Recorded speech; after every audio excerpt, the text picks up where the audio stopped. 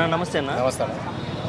మొన్న ఈ మధ్య అర్జున్ సన్ ఆఫ్ వైజయంతి ఈవెంట్కి వచ్చినటువంటి జూనియర్ ఎన్టీఆర్ గారు వాళ్ళ ఫ్యాన్స్ని ఉద్దేశిస్తూ ప్రామిస్ చేసేసాడు. నిజంగా చెప్పాలంటే మనందరం కలుసుకునే వేదిక ఏర్పాటు చేస్తాను, అది కూడా ఈ సంవత్సరమే చేస్తాను అని డేట్లు కూడా ఇచ్చాడు. అంటే ఫ్యాన్ మీట్ అని అందరూ తెలిసిపోయింది. కాకపోతే ఈ ఫ్యాన్ మీట్ ఎట్లాగా కేవలం ఫ్యాన్స్ కోరుకుంటున్నారా, లేదంటే దీని వెనక ఏమైనా రాజకీయ కోణాలు కారణాలు ఉన్నాయా అని ఒక వార్త చర్చనీయాంశంగా మారింది. ఎలా ఉంటుంది? రాజకీయ కోణాలు అయితే ఏమో మనకు అంతగా తెలియదు, కానీ నాకు తెలిసి ఒక రాజకీయ పాయింట్ ఒకటి ఉంది. నిజమే, ఇప్పుడు ఎన్టీఆర్ గారు ఇప్పుడు కూడా ఈ ఫ్యాన్ మీట్ పెడతానని ఒక గతంలో ఒకసారి చెప్పాడు, అది క్యాన్సిల్ అయ్యింది అనివార్య కారణాల వల్ల.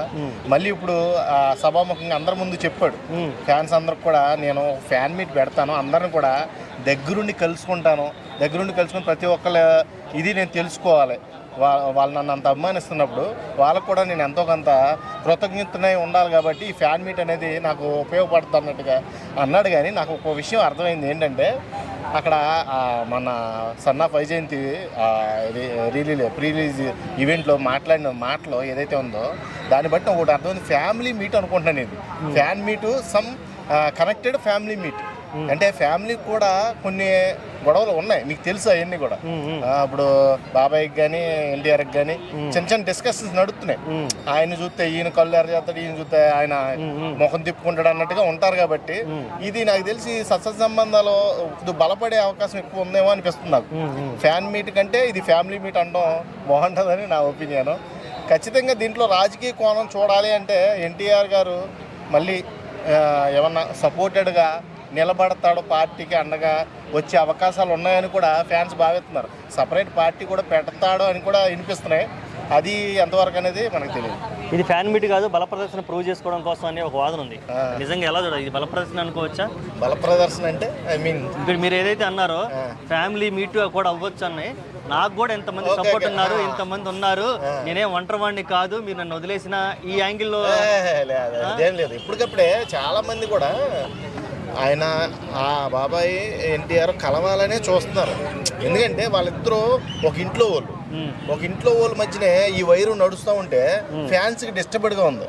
ఇప్పుడు బాలయ్య సినిమా వస్తుంటే బాలయ్యకి సపోర్ట్ చేయాలా వద్దా అన్న డైలమాలో ఉంటున్నారు అన్నమాట. ఇప్పుడు ఎన్టీఆర్ సినిమా వస్తే బాలయ్య ఈవెంట్ ప్రీ రిలీజ్ ఈవెంట్కి వస్తే బాగుండు కదా అనే ఒక క్వశ్చన్ మార్క్ అయిపోయింది అందరికి కూడా.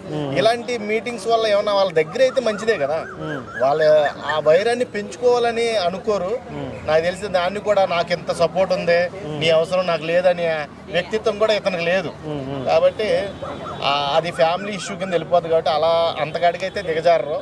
ఏదైనా సరే ఫ్యాన్స్ ద్వారా వాళ్ళకి కావాల్సింది ఏంటో తెలుసుకుంటారో, వాళ్ళకి కలవడమే అయితే ఖచ్చితంగా కలుస్తారేమో అని నాకు ఒక డౌట్ కొడుతుంది. ఈ ఫ్యాన్ మీట్ అనేది ఫ్యామిలీ మీట్ అన్నది. అందుకే నేను ఈ ఫ్యామిలీని కూడా కలిపి అందరి ముందు ఫ్యాన్స్తో వాళ్ళు మేమంతా ఒక్కటే అని ఒక పాయింట్ రేస్ చేద్దామని చూస్తున్నారని నాకు అనిపిస్తుంది. అంటే ఎవరైనా స్పెషల్గా గెస్ట్ ఎవరైనా వచ్చే అవకాశం ఉందంటారా ఈ మీట్కి?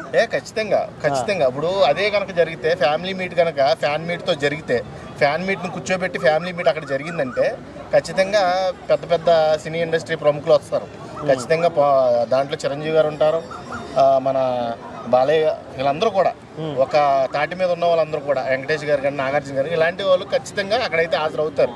ఎందుకంటే దాన్ని కొంచెం బలోపేతం చేయడానికి అంతే. ఇంకెప్పుడు కూడా ఇలాంటి ఇష్యూస్ ఫ్యాన్స్ మధ్య కానీ జనాల మధ్య కానీ నడవకుండా రూమర్స్ ఇలాంటివన్నీ అరికట్టడానికి అలాంటి ఒక పాయింట్ అయితే, అలాంటి ఒక స్టెప్ అయితే తీసుకుంటారు ఖచ్చితంగా.